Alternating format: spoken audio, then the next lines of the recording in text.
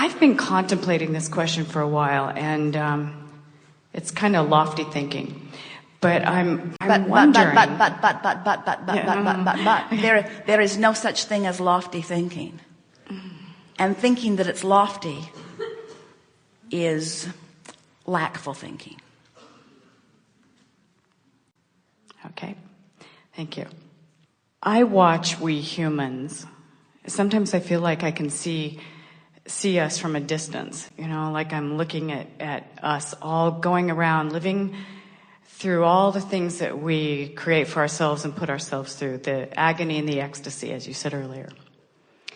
And I get that we all go through all these different versions and iterations of these stories that we create for ourselves, probably for the fun of it, for the contrast of it, all of the stuff that I've learned from you guys for all of these years. And I have great honor and deep compassion for all of us, those humans of us all of us who are going through all these different things. And I'm wondering, from this lofty perspective that I sat down here wondering about, is Abraham, what is the ultimate purpose of all this? I know that the life is supposed to be fun factor, but I'm wondering, what's the greater universal goal? Like, what's from the perspective that's as far out as you guys are, what is all this purpose? What are you really here for? To help?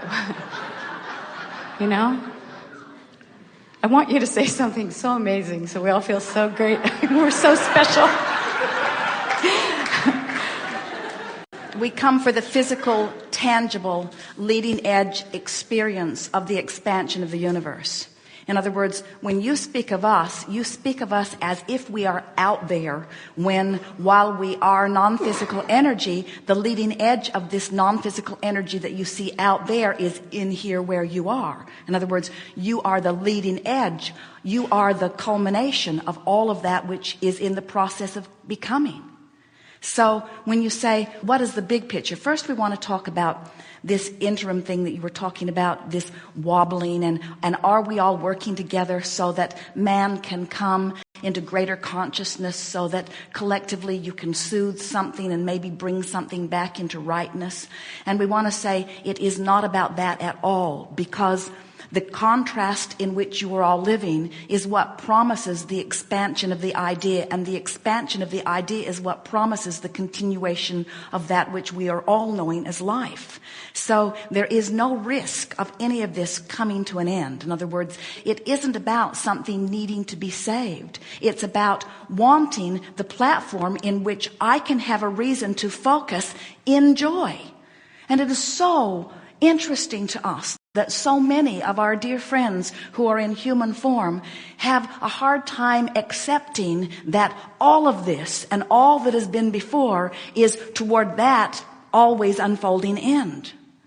The best story that we ever heard that answers this question was the young man who said, why does my dog put its head out the window? The biggest question that was burning within him. His friends tried to talk him out of asking such a silly question. And we said, it's the best question that we've ever heard, because the answer is the answer that we've always wanted to give you. He said, why does he put his head out the window and risk getting bugs in his eyes? And we said, because the ride is so worth it. In other words, it is so exhilarating to be here and to have the experience of wanting just beyond where I am and then bring myself into alignment, and then that momentary settling in to the genius that is me, and right on the heels of it, the new desire being born again. In other words, it's all for the evolution of life. But when we say life, we're talking about the life that is burning within you. We're talking about the life that is calling you. We're talking about that feeling when you wake up in the morning and you are so eager to jump into whatever it is that you have motion about, you see. It is the living of life. And the thing that we want you to hear is that we are non-physical energy, and we have the capacity to live life. We have the ability to think. We have the ability to reason. We have the ability to chat with one another. But there is no living of life that is more delicious for us than to pour through the being that is you and dwell with the new ideas that you are giving birth to, because it's the leading edge thought that rings our bells. It is the leading edge thought that rings all of our bells, you see. It is the expansion that is the juiciness and the deliciousness graciousness of life. That's why when you feel yourself stagnating, you can hardly stand it. And when you get stirred up so that you're reaching for something more, it feels so good. That's why you'd rather be in a fight than you would bored, because you'd rather have juices flowing than not flowing, even if they're flowing away from something that you think you want. We've talked over time about the basis of all of this being freedom and the purpose of it being joy. And the result of all of that is expansion.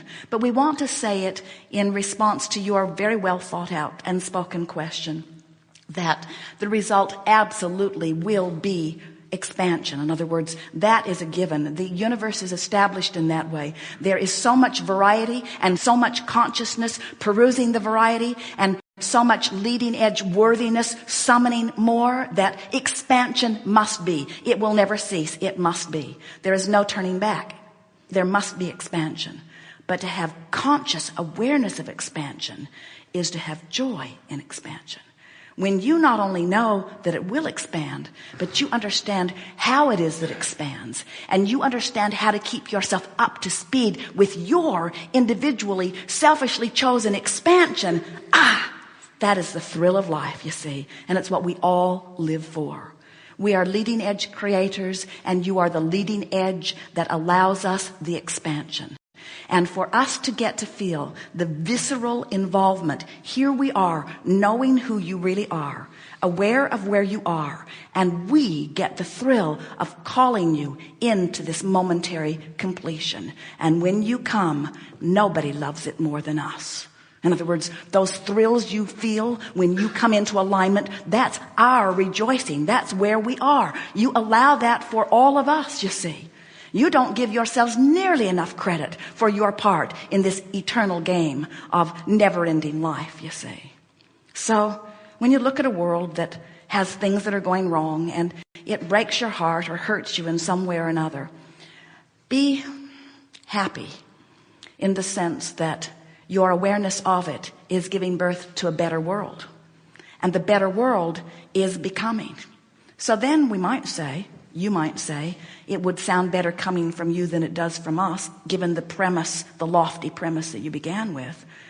Well, you mean, Abraham, then, that I'm here exploring the contrast so that I can define from my human potential in this physical environment a better world? And we say, yeah. That's how powerful you are. And you say, little old me. And we say, that's how powerful you aren't. And you say, lofty me. And we say, not so powerful. And you say, empowered me, brilliant me, leading edge me. You mean I came forth and I get to chew on contrast, and you mean what I think matters? And we say, it matters so much that the entire universe will line up behind it. In other words, you all are causing the expansion of this leading edge environment, and you're not giving yourself credit for it. That's why you want to call it lofty. And we don't want you to call it lofty. We want you to call it normal. We want you to come to knowing the power with which you came into this environment. And we want you to thrill at the negative emotion in understanding that something's been born. And we want you to look hard for what it is that's been born. And we want you to try to find alignment with it, even though it's hard, even though it's over there and you might be over here. And we want you to feel proud every step you take closer to it. And we want you to begin to feel that being on that brink of that wave. And we want you to feel the satisfaction of coming into alignment. And we want you to feel our harmony with you when you find alignment. And then we want you to revel in the manifestation that screams in around you and supports your alignment. And we want you to feel proud of what you've accomplished.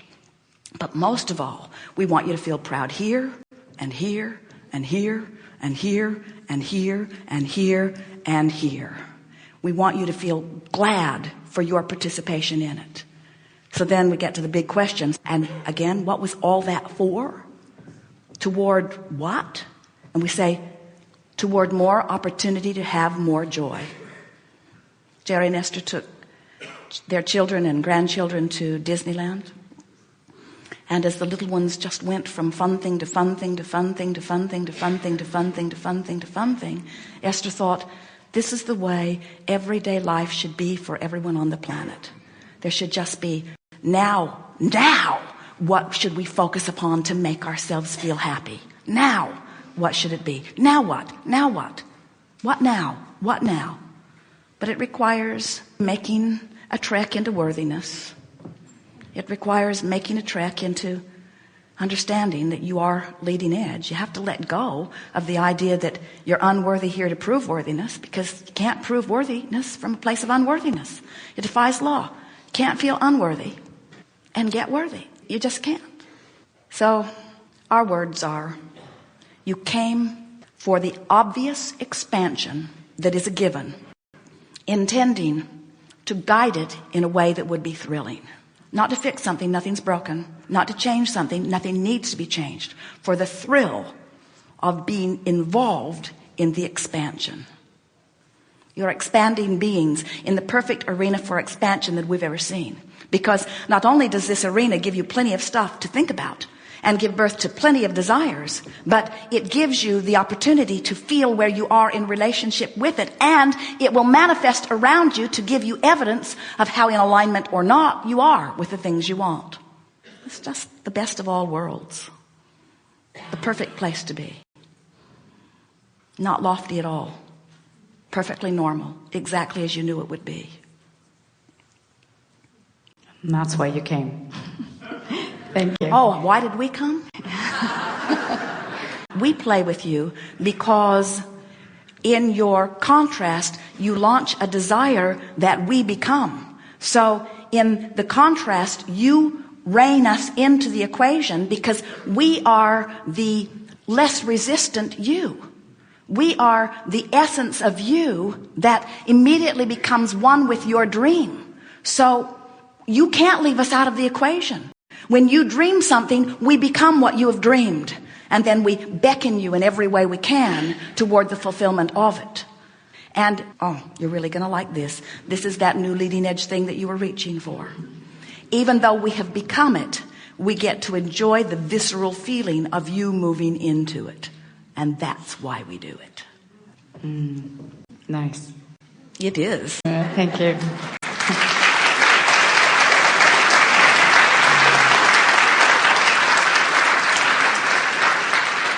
We have enjoyed this interaction more than words can convey. You are magnificent creators in the leading edge environment that causes the expansion of the universe. Take credit for your important role, but don't get overzealous about trying to make such big things happen. Just live your life and love living your life, and let the universe show you, as it constantly will, your current vibrational makeup. And then fill in the gaps between your current vibrational makeup and what you are really wanting, and watch how accommodating this time-space reality is for you. Life is supposed to be good. You're supposed to get everything you want. It's not supposed to be a struggle, and it's supposed to be fun. And from our vantage point, it is. Please don't hate us for that. As deliberate creators, you must begin to contour the direction of your thought. You cannot just take thought as it comes and have emotional responses to the thought. I see something that's nice and I feel good, and I see something that's not nice and I feel bad. Oh, well, that's just how it is. That's not deliberate creating. That's creating by default. And we don't see any of you sitting in front of the television and just taking what they give you.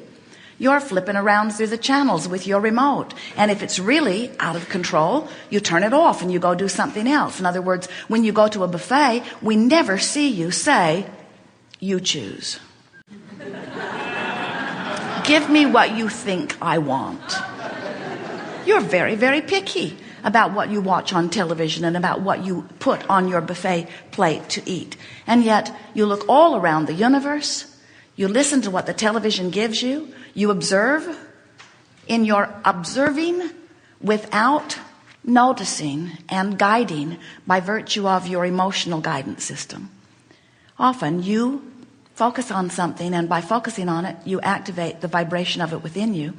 And the more you do that, the more law of attraction brings other things like it to you, until eventually you have a dominant vibrational pattern going on. Started out, you just noticed it. Then you talked about it. Then you looked it up online. Then you joined a group about it. And now it's rampant in your vibration, and it's everywhere you go, and has you convinced that the whole world is about that, when actually it's mostly just your world and the others who are stuck on that same vibrational cord.